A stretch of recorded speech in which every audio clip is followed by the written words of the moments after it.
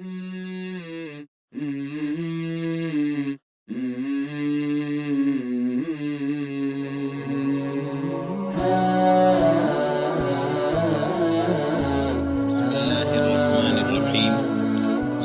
سے لطف اٹھائیے۔ سبق نمبر 74، نفس کو سزا دینا۔ ایک دفعہ کا ذکر ہے کہ ہم پکنک منانے کے لیے گئے۔ ہمارا دوست ابو خالد، جس کی نظر بے حد کمزور ہے، ہمارے ساتھ تھا۔ ہم اس کی خدمت کرتے، کھانا پیش کرتے، پانی لا کر دیتے، قہوہ بنا کر پلاتے، اور وہ کہتا رہتا، میں آپ لوگوں کا ہاتھ بٹانا چاہتا ہوں، مجھے بھی کوئی کام بتائیے۔ ہم اسے روک دیتے۔ ہم ایک بکری بھی ساتھ لے گئے تھے، اسے ذبح کر کے اور گوشت بنا کر ہانڈی میں رکھا، ابھی آگ نہیں جلائی تھی۔ ہم اسے وہیں چھوڑ کر تمبو گاڑنے اور سامان ترتیب سے رکھنے لگے۔ ابو خالد کی خودی حرکت میں آئی، جو حرکت میں نہیں آتی تو اچھا تھا۔ وہ اٹھ کر ہانڈی کی طرف آیا اور دیکھا کہ اس میں گوشت پڑا ہے۔ اس نے سوچا کہ سب سے پہلا قدم تو یہی ہونا چاہیے کہ گوشت میں پانی ڈالا جائے۔ وہ گاڑی میں پڑے سامان کی طرف بڑھا۔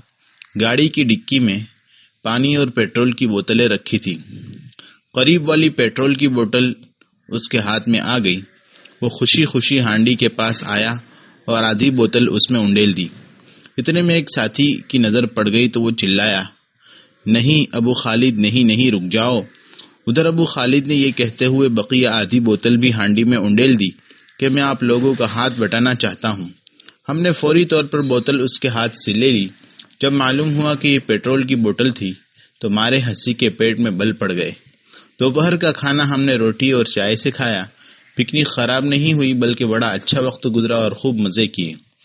آخر ہم اس بات پر کیوں غصہ ہوتے ہیں جو ہو چکی اور جس کے ہوئے بنا کوئی چارہ نہیں تھا۔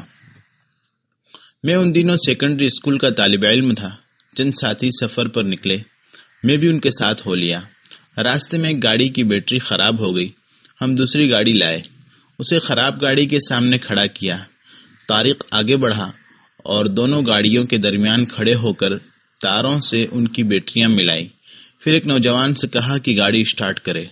وہ نوجوان گاڑی میں سوار ہوا۔ گاڑی جو ہی اسٹارٹ ہوئی ایک جھٹکے سے اچھلی اور طارق کی ٹانگوں سے جا ٹکرائی۔ طارق زخمی ہو کر زمین پر آ رہا۔ ہم نے گاڑی پیچھے کی، طارق کو اٹھایا۔ اس کے گھٹنے پر سخت چوٹ آئی تھی۔ مجھے اس کی یہ بات بہت پسند آئی کہ اس نے چیخ پکار کر کے آسمان سر پر نہیں اٹھایا اور یوں تکلیف کی سختی میں اضافہ نہیں کیا۔ وہ مسکراتا رہا اور ماتھے پر بل نہیں آنے دیا۔ چیخ پکار کا فائدہ بھی کیا ہوتا، جو ہونا تھا وہ تو ہو گیا۔ اس لیے اگر آپ چاہتے ہیں کہ زندگی خوش گزرے تو اس اصول پر عمل کرنے کی کوشش کیجیے۔ چھوٹی موٹی باتوں کو اہمیت نہ دیجیے۔ مان لیجیے کہ آپ کی ملازمت کا پہلا دن ہے۔ آپ نئے کپڑے پہنے اٹینشن ہو کر دفتر روانہ ہوتے ہیں۔ راستے میں آنے والے الگ الگ دروازوں میں سے کسی ایک پر تازہ کلر کیا گیا ہے۔ آگاہی کے لیے دروازے کی ایک جانب سائن بورڈ بھی لگایا گیا ہے۔ آپ بے خیالی میں وہاں سے گزرتے ہیں اور آپ کے کپڑے پر کلر لگ جاتا ہے۔ کلر لگانے والا غصے میں آ کر آپ پر آوازیں کستا ہے۔ آپ جوابی عمل کیا دیتے ہیں؟ ایسی صورت حال میں ہم اکثر جو طریقہ اختیار کرتے ہیں اس سے معاملہ ٹھنڈا ہونے کے بجائے مزید گرم ہو جاتا ہے۔ غصے میں آ کر جوابی حملہ کر دیتے ہیں، تم نے یہ سائن بورڈ صحیح جگہ کیوں نہیں لگایا؟ آگے سے وہ بھی بھڑک کر آپ پر ہلہ بول دیتا ہے۔ نتیجہ یہ نکلتا ہے کہ آپ کا لباس کلر والا ہونے کے بعد مٹی سے بھی لتھڑ جاتا ہے۔ یا مثال کے طور پر آپ گھر سے نکلتے ہیں، ایک فل اسپیڈ گاڑی سڑک پر کھڑا پانی آپ پر اچھالتی ہوئی گزر جاتی ہے۔ کیا آپ اپنی جان عذاب میں ڈال کر چیخیں گے، چلائیں گے، گاڑی اور اس میں سوار لوگوں کو بلند آواز سے کھری سنائیں گے جو گزر کر کہیں کی کہیں پہنچ چکی ہے؟ اسی طرح یہ بھی کوئی ضروری نہیں کہ ہم زندگی کی تکلیفیں، مصیبتیں اور دکھ یاد کر کر کے دل جلانے کی مشق کرتے رہیں۔ محمد صلی اللہ علیہ وسلم کی زندگی تکلیفوں سے پر تھی۔ آپ اپنی پیاری بیوی عائشہ رضی اللہ عنہا کے پاس بیٹھے تھے۔ انہوں نے پوچھ لیا، کیا احد کے دن سے زیادہ سخت دن بھی آپ پر گزرا ہے؟ رسول اللہ صلی اللہ علیہ وسلم کے لیے احد کا دن واقعی سخت دن تھا۔ آپ کے سب سے پیارے چچا حمزہ بن عبد المطلب رضی اللہ عنہ کو انتہائی بے دردی سے شہید کر کے ان کی لاش روندی گئی تھی۔ ناک کان کاٹ لیے گئے، پیٹ چیر دیا گیا، جسم ٹکڑے ٹکڑے کر دیا گیا۔ خود رسول اللہ صلی اللہ علیہ وسلم کے دانت مبارک ٹوٹ گئے، چہرہ زخمی ہو گیا، خون بہنے لگا۔ اس دن آپ کے 70 صحابہ شہید ہو گئے۔ مدینہ پہنچے تو 70 افراد کم تھے۔ ان کی بیواؤں اور یتیم بچوں کا قسم پرسی کے عالم میں بے سہارا رہ جانا بھی ایک دل جلانے والا واقعہ تھا۔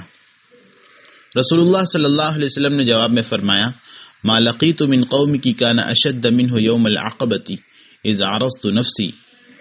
گھاٹی کے دن تمہاری قوم نے مجھ سے جو سلوک کیا وہ احد کے دن سے زیادہ سخت تھا۔ اس دن میں نے اپنے آپ کو طائف والوں کے سامنے پیش کیا تھا۔ یہ کہہ کر آپ نے اس واقعے کا تفصیلی ذکر کیا۔ مصیبت و تکلیف کے باوجود رسول اللہ صلی اللہ علیہ وسلم کے رات و دن ایک مطمئن زندگی کا بے مثال نمونہ تھے۔ اس لیے اپنے آپ کو غم اور تکلیف کے اندھیروں میں گم نہ کیجیے۔ اللہ نے زندگی زندہ رہنے کے لیے دی ہے، زندہ رہنے اور خوش رہنے کی کوشش کیجیے۔ مسئلے کا ایسا حل نکالنا جو دراصل اس کا حل نہ ہو آپ کو تکلیف دیتا ہے اور مسئلہ بھی جوں کا توں رہتا ہے۔